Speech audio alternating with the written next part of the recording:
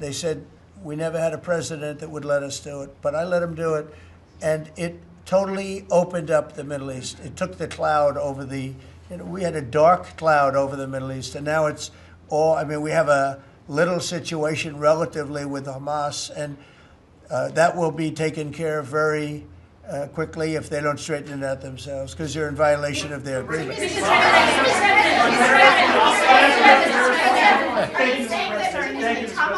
On rare earth minerals, Australia is one of the only places in the world that processes rare earth minerals. Could there be an agreement? China has 90% of the processing. Could there be an agreement over processing rare earth minerals with Australia? Sure, yeah. That's what we're doing. That's part of the agreement. Part of the agreement.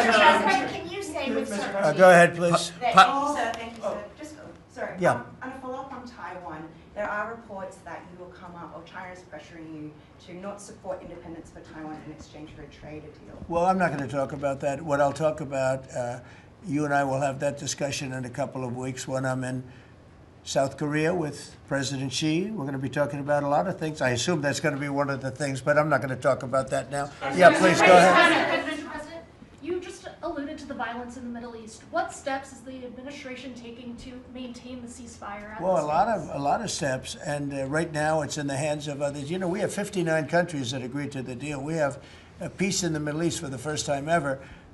We made a deal with Hamas that, you know, they're going to be very good, they're going to behave, they're going to be nice, and if they're not, we're going to go and we're going to eradicate them if we have to. They'll be eradicated, and they know that. So they went in, and I don't believe it was the leadership. They had some rebellion in there among themselves, and they killed some people, you know, a lot of people. But this is a violent group. You know, you probably noticed over the last 100 years, this is a very violent group of people. And they got very rambunctious, and they did things that they shouldn't be doing. And if they keep doing it, then we're going to go in and straighten it out, and it'll happen very quickly and pretty violently, unfortunately. Go ahead.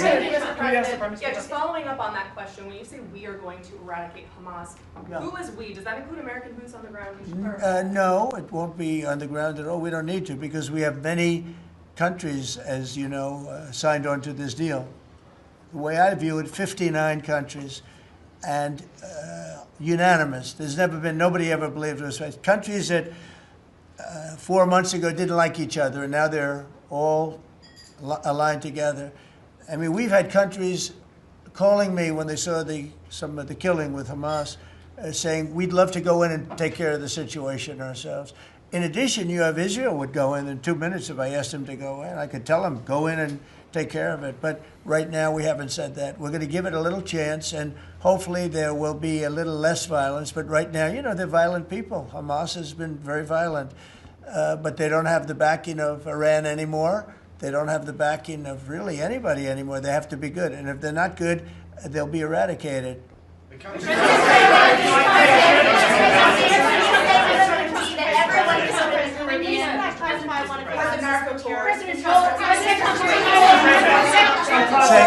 any innocent civilians killed in the Caribbean, Mr. President? Not you. Go ahead, please. Could the Prime Minister weigh in on more on the processing? Yeah. And can Australia expand the process of rare earths? Absolutely we can, and we have the capacity to do so, and part of this deal is very specific, $8.5 billion pipeline. There'll be $1 billion contributed from Australia and the United States over the next 6 months with projects that are immediately available. There's 3 groups of projects, ones that are joint activities between Australia and the United States, such as Alcoa. Secondly is projects that will be US investment that the US will undertake in Australia, including processing, and then ones that Australia will undertake, some as well. One of them is Australia, the US and Japan as well. So what we're trying to do here is to take the opportunities which are there. Australia has had a view for some time, a bit similar to putting America first. Right. Our plan's called A Future Made in Australia, which is about not just digging things up and exporting them, but how do we make sure that we have across the supply chains with our friends being able to benefit, seize those opportunities. So we certainly see part of what this is about isn't just digging things up, it's also about processing, including the joint ventures between Australia and the United States. Can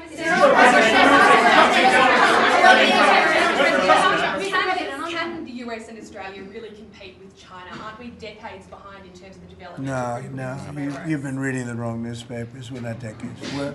We are way ahead of China militarily, the United States. We're way ahead of them in every form of military, other than they're building a lot of ships, and we'll have that started. We'll be catching them on that. When it comes to But we will, when it comes to weaponry, when it comes to, I'll go right now, AI. The big thing is AI. They're building more plants in this country than anybody ever imagined. We're going to have over $20 trillion of investment for this year. The most we ever had was a tiny fraction of that.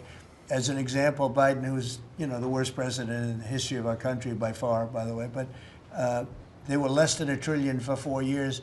We're already now breaking $18 trillion of investment in 8 months. 18 trillion. No country in history has ever done that.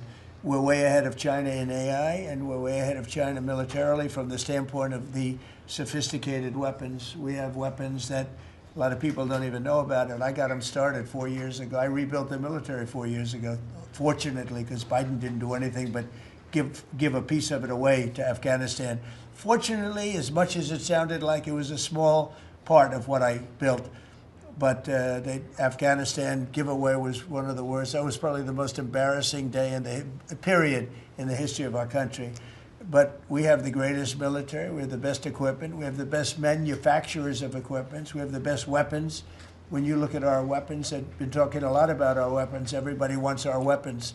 But it's great to be working with Anthony. It's great to be working with the people of Australia, because they also, I mean, it's a smaller country, but you have done a fantastic job in weaponry and the kind of things. So we do a lot of joint work together. Our militaries work very, very closely together. We've been really an amazing ally when you think of it, right? There's never been any games. We're strongly committed, and they're strongly committed. There are some games with other countries, but there haven't been games with Australia.